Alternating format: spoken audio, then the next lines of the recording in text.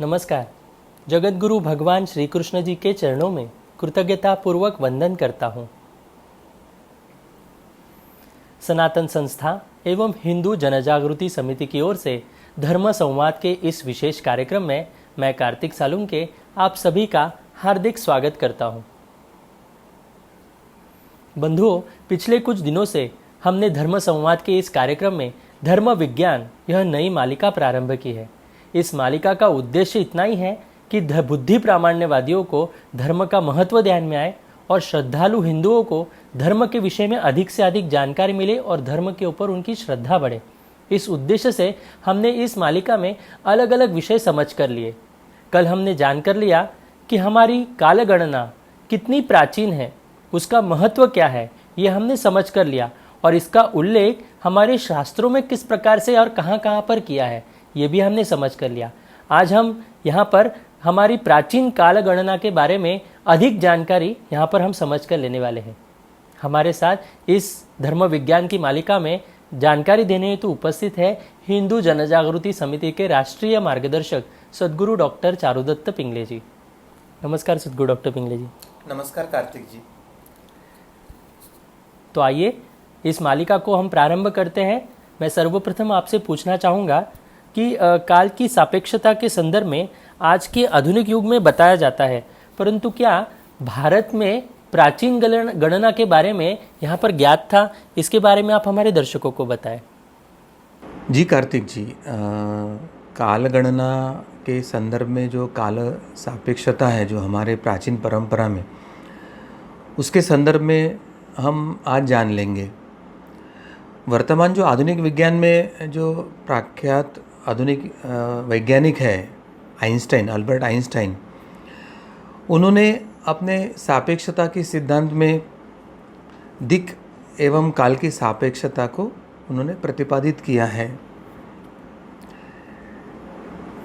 उन्होंने कहा था कि विभिन्न ग्रहों पर समय की अवधारणा भिन्न भिन्न होती है और काल का जो संबंध है वो मूलतः जो ग्रह की गति है उससे वो निगडित होता है। ग्रह की दो प्रकार की होती है कि ग्रह एक तो सूरज के बाजू में जो एक गोल वो परिक्रमा करता है, वो एक गति होती है जिसको परिभ्रमण कहा जाता है, और एक ग्रह की स्वयं के जो एक्सिस होता है, सेंटर होता है, उसके बाजू में जो घूमने की स्वयं की एक गति होती है वो परिवलन गति होती है। तो ग्रहों की इस दो प्रकार की गति से काल का एक बहुत बड़ा संबंध होता है, ऐसे शास्त्र कहता है। अब अलग अलग ग्रहों पर समय का माप भिन्न होता है। इस सिद्धांत से संबंधित जो जानकारी के संकेत है हमारे प्राचीन ग्रंथों में भी हम देख सकते हैं। यानी पुराणों में एक कथा आती है, राजा रैवतक, रेवत देश के जो राजा थे रैवतक, उनकी जो पुत्री थी रेवती, तो ये सत्य युग की कथा है। तो उस समय ऊंचाई 21 से 24 फीट तक के होती थी सामान्य मनुष्य की, और उस समय जो उनकी बेटी थी राजकन्या रेवती, उसकी जो ऊंचाई या कद हम जिसे कहते हैं वो एक औसतम जो पुरुष का कद है उससे थोड़ा सा अधिक लंबा था। इसके कारण रेवती के लिए अनुकूल वर वे राजा ढूंढ नहीं पा रहे थे, और उसके लिए अब क्या समाधान करना है। तो उस समय के राजा भी तपस्वी होते थे, उनके परिवार भी तपस्वी होते थे। तो योग बल के आधार पर रैवतक अपने पुत्री को लेकर वो सीधे ब्रह्मलोक निकल गए वहाँ से। देखिए, यानी हमारे पुरातन परंपरा में केवल काल की गति नहीं है, तो एक ग्रह से दूसरे ग्रह, एक लोक से दूसरे लोक में जाने की जो विधि, जो प्रक्रिया है, वो भी स्पष्टता से किया है कि पृथ्वी से अगर ब्रह्मलोक जाना है तो योग बल के आधार से व्यक्ति ब्रह्मलोक जा सकता है। ऐसे भी इस कथा का एक सार हम ले सकते हैं। जब रैवतक राजा अपने पुत्री रेवती को लेकर ब्रह्मलोक पहुंच गए तो वहाँ पर ब्रह्मलोक में गंधर्व गान चल रहा था। तो गंधर्व गान चल रहा था तो वे कुछ क्षण वहाँ पे रुके।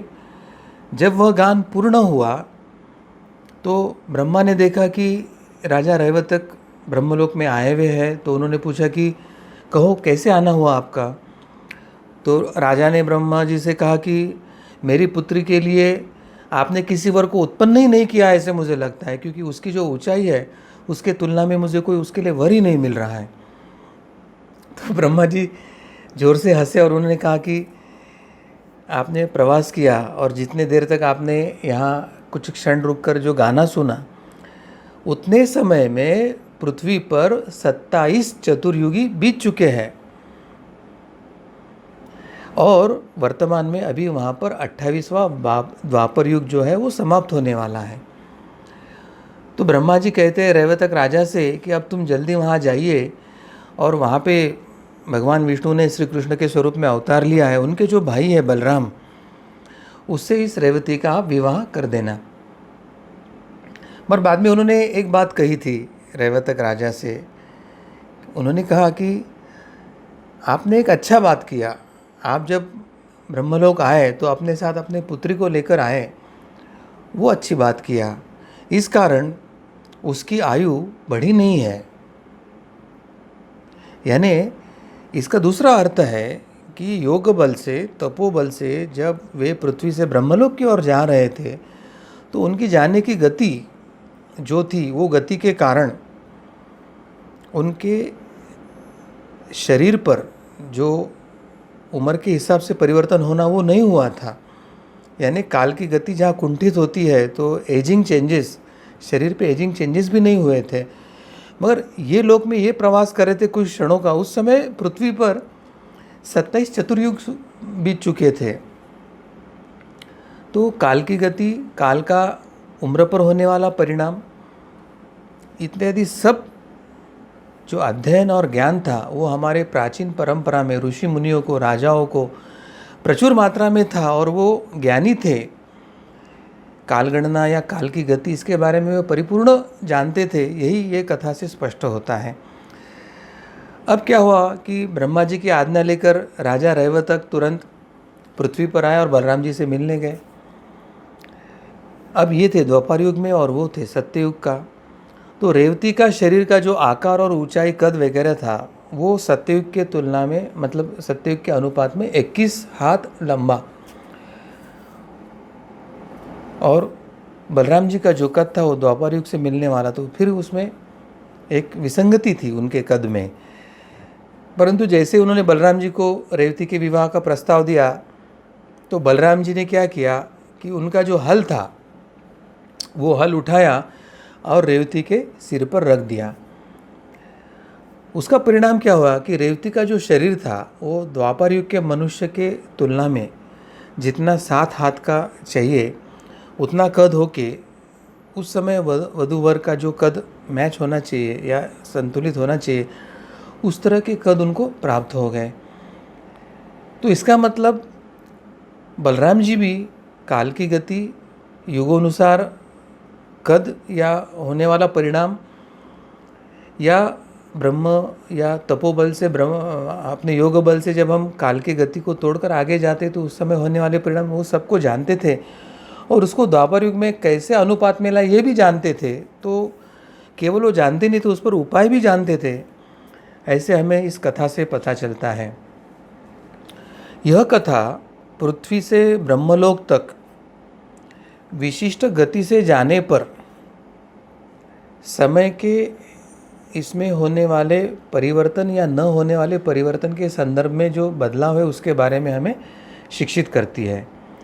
और अभी जो आधुनिक विज्ञान है या आधुनिक वैज्ञानिक है, उन्होंने अपने एक सिद्धांत में यही बात रखी है कि आधुनिक वैज्ञानिक यह कहते हैं कि अगर कोई व्यक्ति प्रकाश के गति से कुछ कम गति से चलने वाले यान में अगर वो बैठ जाता तो उसके शरीर के अंदर जो परिवर्तन की प्रक्रिया है, यानी जिसको हम आधुनिक विज्ञान के भाषा में एजिंग चेंजेस या उम्र समय के साथ जो शरीर में परिवर्तन होना चाहिए, तो वो प्रकाश के गति से होने के कारण शरीर की जो परिवर्तन की प्रक्रिया है वो प्राय स्तब्ध होती है, कुंठित होती है और एजिंग चेंजेस होते नहीं हैं।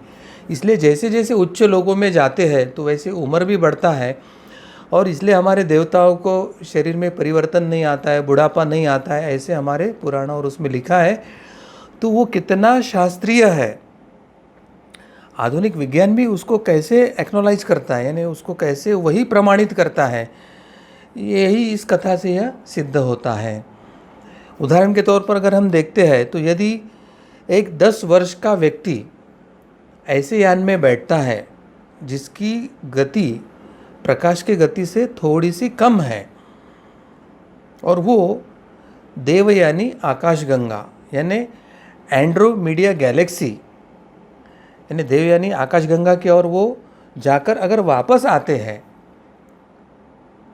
तो प्रकाश की गति से कम गति से जाने के कारण जब वो जाकर वापस आएंगे तो उस 10 वर्ष के व्यक्ति की आयु इतने प्रवास के बाद केवल 56 वर्ष से ही बढ़ेगी।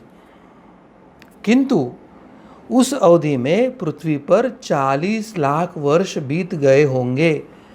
यानी कौन से ग्रह पे कैसे गति है और उसके तुलना में पृथ्वी की कैसे गति है, और उनके 56 वर्ष और ये पृथ्वी पे बीतने वाले 40 वर्ष का अनुपात अत्यंत शास्त्रीय परिप्रेक्ष्य में तार्किक पद्धति से हमारे ऋषि मुनियों के कालगणना ने हमने जो पहले देखा है उसमें हमने पहले आपको भी बताया है, और वो कैसे अत्यंत वस्तुनिष्ठ वैज्ञानिक निष्ठ है वो अभी हमको सीखने को मिल रहा है। तो योग वशिष्ठ आदि जो हमारे ग्रंथ है उसमें योग साधना से समय में पीछे जाना और पूर्वजन्म को अनुभव करना प्रत्यक्ष, तथा भविष्य में अगले जन्म में प्रवेश करना और भविष्य क्या है या त्रिकालदर्शिता को, काल की तीनों कालों की दर्शिता को वो क्षमता प्राप्त करना, ऐसे अनेक वर्णन भी यहाँ पर मिलते हैं। तो इससे यही प्रमाणित होता है कार्तिक जी कि हमारी ये जो कालगणना है या जो गति लोक या इसकी जो सापेक्षता है, तो जैसे आधुनिक विज्ञान भी उसके बारे में कह रहा है, उतने ही सक्षमता से, उससे कई अधिक सक्षमता से, कई अधिक तार्किक रूप से, कई अधिक स्पष्ट प्रमाणों के साथ, स्पष्ट उदाहरणों के साथ हमारे प्राचीन परंपरा में पौराणिक कथाओं में लिखा गया है। और ये हमारे चाहे पुराण हो या अन्य धर्म ग्रंथ हो वो कितने वैज्ञानिक स्तर पर है इसको वो प्रमाणित करता है। केवल उन्होंने जो संज्ञाओं का उपयोग किया है, संज्ञा ने टर्म्स, और वो टर्म्स में वो क्या कहना चाहते हैं, एक शब्द के अलग अलग अर्थ होते हैं। तो जब हम काल के गति के संदर्भ में उस संज्ञाओं का उपयोग करेंगे तो उसका काल की गति के संदर्भ में क्या अर्थ लेना है, यह भावार्थ लेना है, यह क्षमता अगर साधना के माध्यम से, गुरु के कृपा के माध्यम से, धर्म के ज्ञान के माध्यम से अगर किसी व्यक्ति में निर्माण होती है, तो ऐसे व्यक्ति इन सब पौराणिक और धर्म ग्रंथों का योग्य विश्लेषण यानी करेक्ट इंटरप्रिटेशन कर सकते हैं। अन्यथा मिस इंटरप्रिटेशन होकर ये जो कॉन्स्पिरेसीज जो है, वेस्टर्न कॉन्स्पिरेसी जो चल रही है कि हमारे धर्म ग्रंथ को एक कहानियाँ मानना, किंवदंतियाँ मानना, उसको सत्य इतिहास या ना मानना, तो ऐसे नए षड्यंत्र हो सकते हैं। तो हमारे धर्म ग्रंथ, हमारे पुराण, हमारे महाभारत रामायण, ये हमारा धार्मिक इतिहास है, ये सत्य है। केवल वो समझने के लिए हमें साधना या गुरु कृपा की अत्यंत आवश्यकता होती है, यह हमें समझने की आवश्यकता है। सदगुरु डॉक्टर पिंगले जी, आपने अभी जो हमारे सामने यहाँ पर ये विषय यहाँ पर रखा, तो इससे एक बात तो हमें सीखने को मिली कि काल की गति अलग अलग लोकों में किस प्रकार से होती है, ये हमें समझ में आया। और साथ ही जो आधुनिक विज्ञान है वो भी हमारे प्राचीन जो धर्मशास्त्र है, जो प्राचीन शास्त्रों में बताया गया है, उससे कितना साम्य रखता है, ये बात हमें यहाँ पर स्पष्ट हो गई। मेरा अगला प्रश्न आपसे यही था कि हिंदू शास्त्रों में भगवान शिव के रूप को महाकाल का कहा गया है और उज्जैन को पृथ्वी का मध्य भी कहा जाता है। तो ऐसी स्थिति में उज्जैन यह केंद्र इंग्लैंड के ग्रीनविच के कैसे स्थलांतरित हो गया, इसके बारे में आप हमें बताएं। उज्जैन पृथ्वी का मध्य कहा जाता था और महाकालेश्वर से ही काल की उत्पत्ति हुई, ये केवल सुनी सुनी बात या ये नहीं तो वो साक्षात सत्य कैसा है वही आज हम सुन के समझ के लेंगे कार्तिक जी। भारत में विक्रमादित्य के जो शासनकाल में संपूर्ण भारत का जो समय है वह उज्जैन से ही तय होता था। और ग्रीक, चाहे फारसी हो, अरबी हो या रोमन हो, इन लोगों ने भी भारतीय कालगणना से ही प्रेरणा लेकर अपने अपने यहाँ समय को जानने के लिए अपनी अपनी तरीके से वेधशालाएं बनाई थी। अपने यहाँ वेधशाला तो बनाई मगर प्रेरणा उनकी भारत थी और उसमें भी उज्जैन क्षेत्र, राजा विक्रमादित्य का काल, वह उनकी प्रेरणा थी। यह हमें समझने की आवश्यकता है। खगोल शास्त्रियों के अनुसार उज्जैन का एक अपने आप में एक विशिष्ट स्थान है। भौगोलिक दृष्टि या खगोलिक दृष्टि से उसका अपना एक विशिष्ट स्थान है। यह नगरी पृथ्वी और आकाश की सापेक्षता में ठीक से मध्य में स्थित है और इसे पूर्व से ग्रीनविच के रूप में भी जाना जाता था।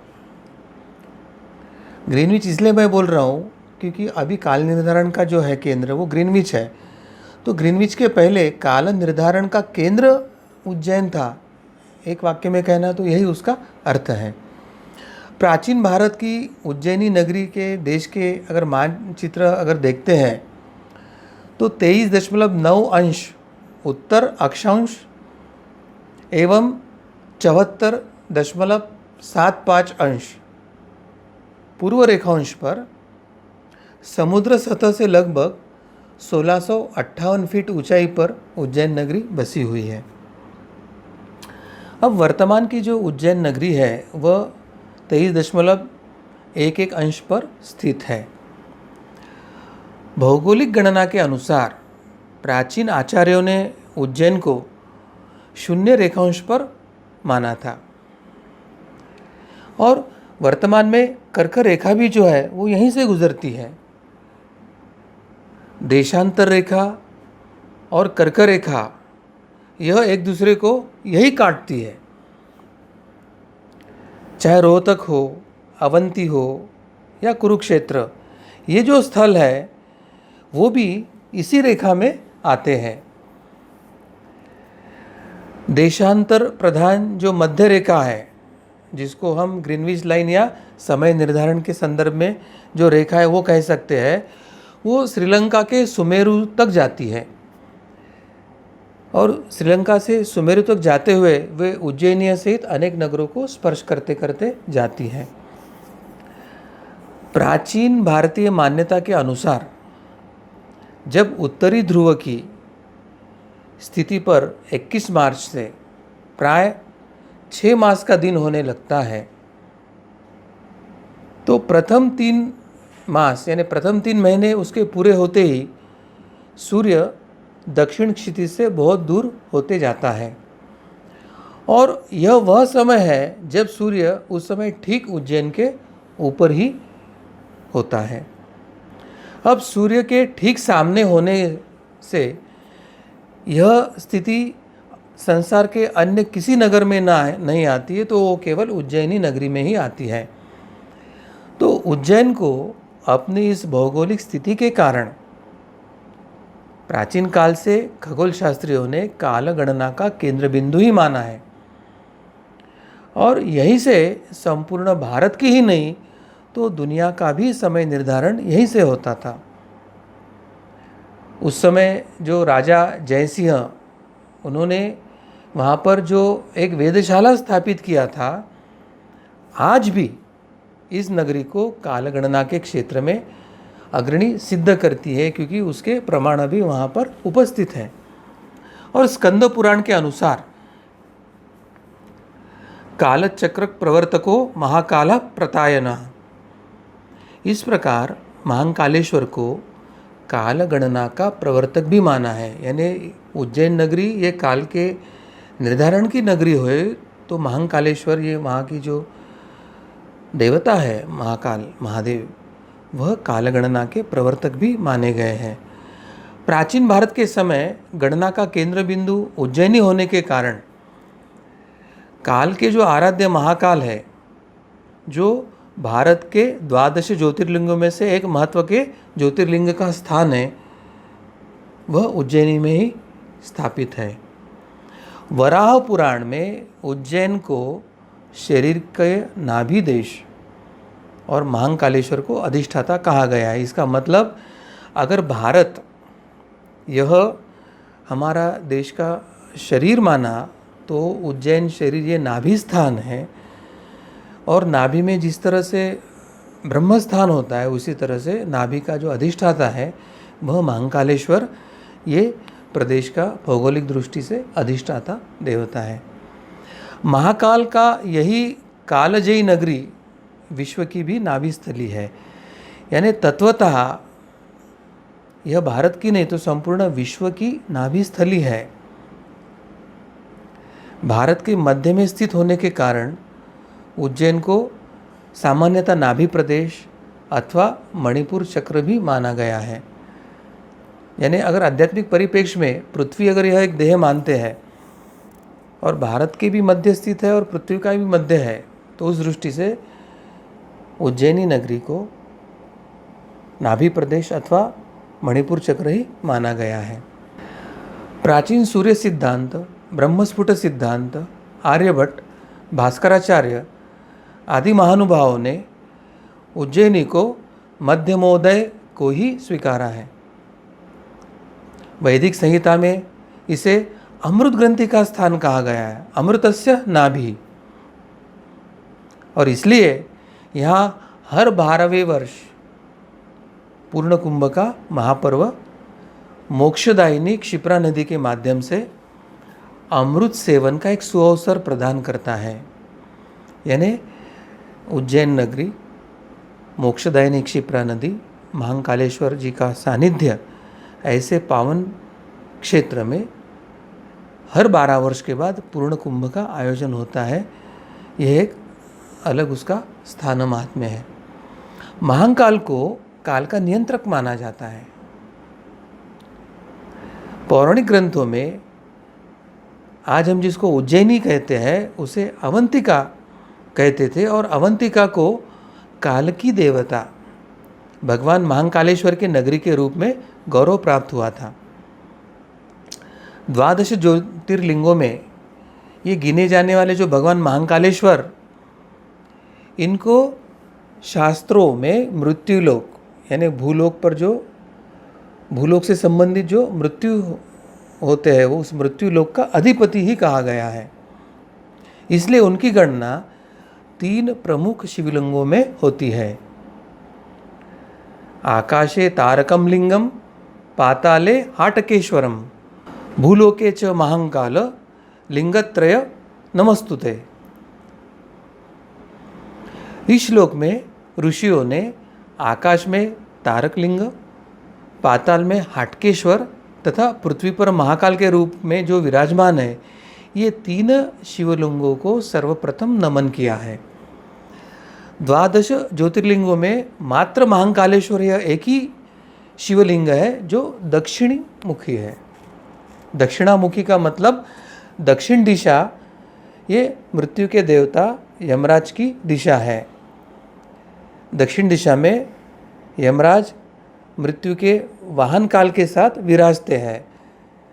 तो दक्षिण दिशा या दक्षिण मुखी होने का मतलब है कि महाकाल अपनी दृष्टि इन पर रखकर इसे नियंत्रित करते हैं।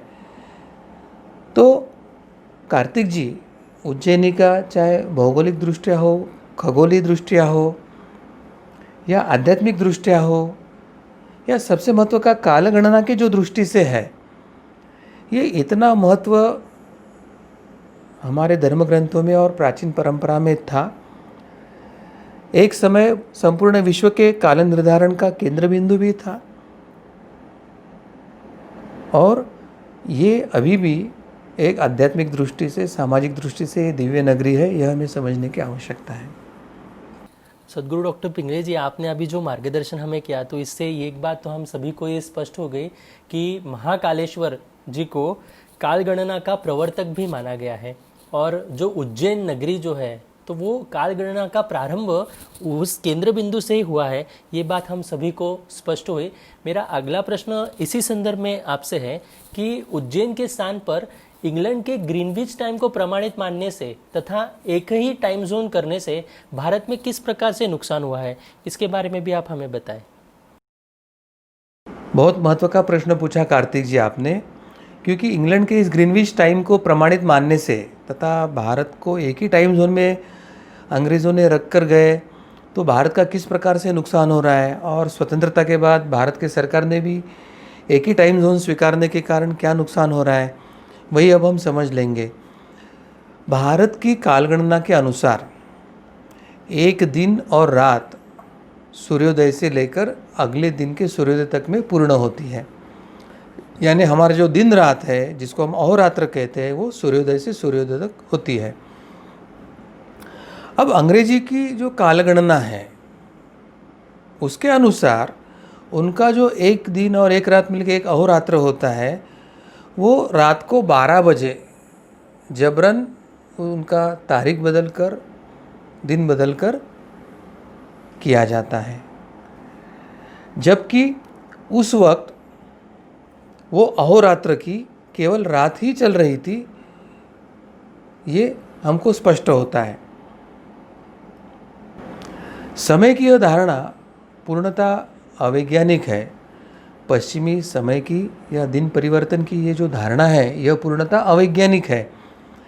और टाइम जोन को समान समय क्षेत्र कहते हैं। दुनिया की घड़ियों के समय का केंद्र वर्तमान में ब्रिटिश का ग्रीनविच शहर है। यहाँ से संपूर्ण दुनिया की जो घड़ियाँ हैं उसका समय तय होता है। इंडियन स्टैंडर्ड टाइम भी वहीं से तय होता है। यह हमारा दुर्भाग्य है, और उसी हिसाब से हमारे देश के सारे काम होते हैं। मगर क्या ये हमारे देश के लिए ज़रूरी था कि हमारे संपूर्ण प्रदेश में, देश में हम एक ही टाइम जोन लागू करें? क्या ऐसा करने से हमारे देश का कोई नुकसान होता है?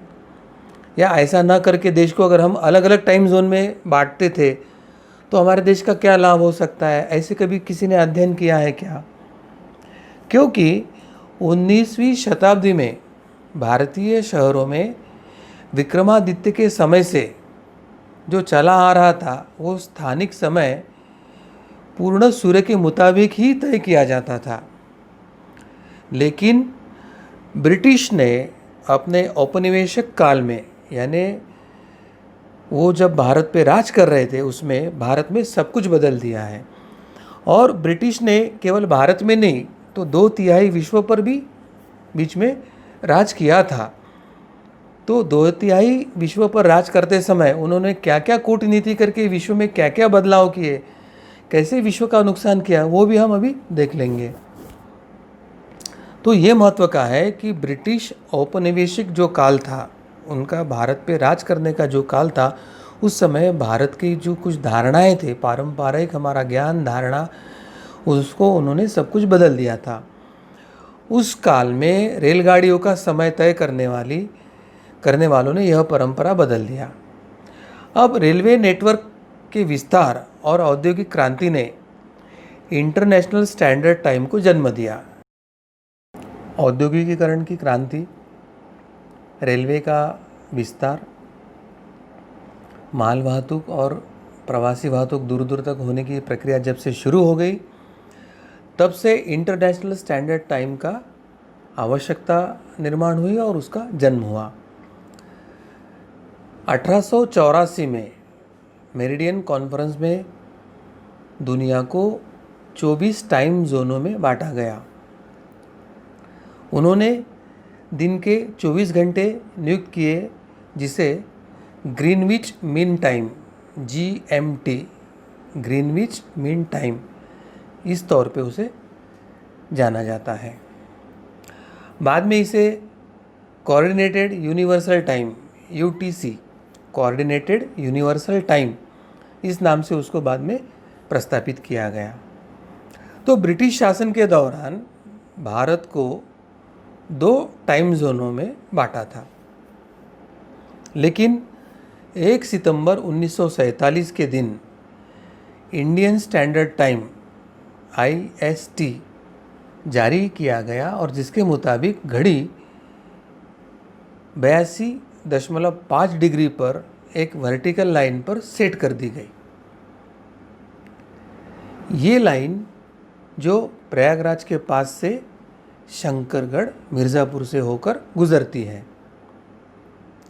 ये एक बेतुका फैसला, गलत फैसला था और साल दर साल आने वाली हमारी सरकारों ने भी यह गलती सुधारने में, टाइम जोन बदलने में, हमारी आवश्यकता अनुसार टाइम जोन निर्माण करने में कोई रुचि नहीं लिया।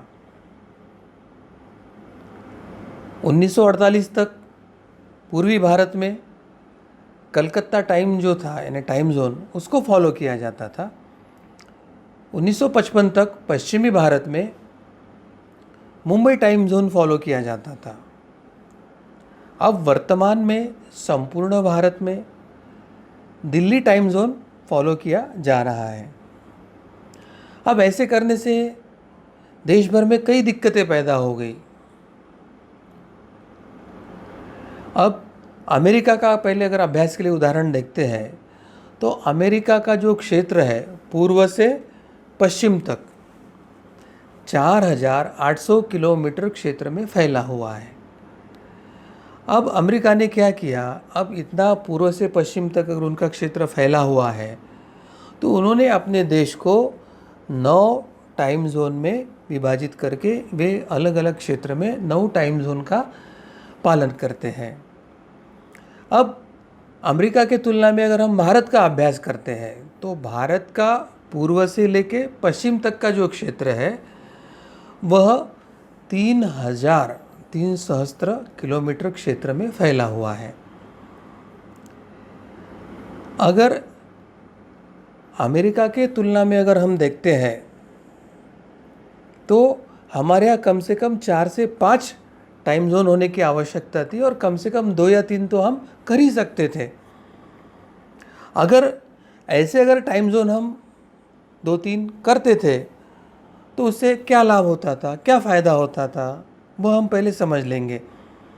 एक उदाहरण देखेंगे कि भारत के जो पूर्वोत्तर राज्य हैं तथा हमारा जो अंडमान जो बेट है वहाँ पे इंडियन स्टैंडर्ड टाइम का क्या सीधा नुकसान होता दिखाई दे रहा है वो अभी हम समझ लेंगे।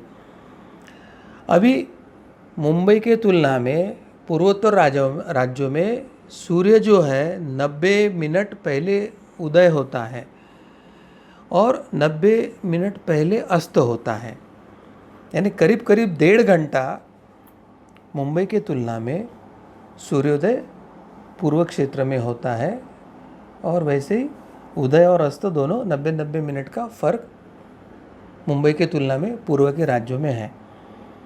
अब अभ्यास कैसे करना है कि वे तब उठ जाते हैं 90 मिनट पहले, तब पश्चिम और मध्य भारत के लोग गहरी नींद में सोए रहते हैं। वहाँ के लोग सुबह 6 बजे अपना नाश्ता या नहारी करते हैं, लेकिन दिल्ली टाइम जोन के कारण सरकारी दफ्तर या अदालत उनके 10 बजे से पहले नहीं खुलते और वह बंद होने का समय भी पश्चिमी के जैसा शाम को ही होता है। तो इससे क्या होता है कि उनकी दिनचर्या सवेरे जल्दी 90 मिनट शुरू होती है, उनका ब्रेकफास्ट और बाकी तैयारी जल्दी होती है, मगर टाइम जोन लेट होने के कारण उनका सवेरे का जो समय है वो व्यर्थ जाता है और पश्चिमी जोन के साथ जुड़ने के कारण फिर उनका उस समय कार्यालयीन काम या दैनंदिन काम का शुरू होता है, सरकारी काम का शुरू होता है। इससे रोजाना अधिकतम 4 घंटे का नुकसान पूर्व क्षेत्र का होता है। अब पश्चिम भारत में शाम के जब 5 बजते हैं तो पूर्वोत्तर राज्यों में शाम के 6:30 बजते हैं। इस कारण वहाँ पर क्या होता है कि सरकारी कार्यालय तथा अन्य कार्यालय हैं या जो बाज़ार में 2 करोड़ किलोवाट बिजली की खपत वहाँ पे हो रही है, उसका उपयोग अनावश्यक होता है, ये ध्यान में लेना चाहिए। क्योंकि पश्चिमी प्रदेश से हमारा भारत का टाइम जोन सेट करने के कारण वहाँ पे जल्दी अंधेरा हो जाता है। सरकारी कामकाज शुरू होने के कारण वहाँ पर दिए हो, लाइट हो, फैन हो या एसी हो, उसका उपयोग शाम होने के बाद भी उनके वहाँ चलता है। सामान्यतः शाम को लाइट बत्ती जलाने के पहले कार्यालय बंद हो जाए, ऐसी व्यवस्था होने के कारण इधर बिजली का कम होता है, मगर उधर बिजली की खपत अधिक मात्रा में होती है। अब इससे क्या होता है कि व्यापार के दृष्टि से 4 घंटे सवेरे के व्यर्थ होना और शाम को अनावश्यक बिजली, अनावश्यक सरकारी कार्यालय में दिए या अन्य का उपयोग होना, तो ये व्यापार और अर्थव्यवस्था के साथ नागरिकों की जो दिनचर्या है, उनका जो दैनंदिन उनका जो चक्र है, उसके लिए भी, आरोग्य के दृष्टि से भी वो नुकसानदेह ही होता है। यदि भारत सरकार पूर्व, मध्य और पश्चिम ऐसे 3 समय सारणी में, टाइम जोन में भारत के हिस्से बांट लेते हैं, अर्थात भारत का पूर्वी हिस्सा जहाँ सबसे पहले दिन की रोशनी आती है, वहाँ काम सबसे पहले शुरू हो, फिर मध्य में वहाँ उसके बाद काम शुरू हो और आखिर में पश्चिम में उनके हिसाब से काम शुरू हो, तो ऐसे समूचे भारत में अगर सक्रिय कार्य करने के घंटे बढ़ जाएंगे, यानी एक्टिव मैन आवर्स,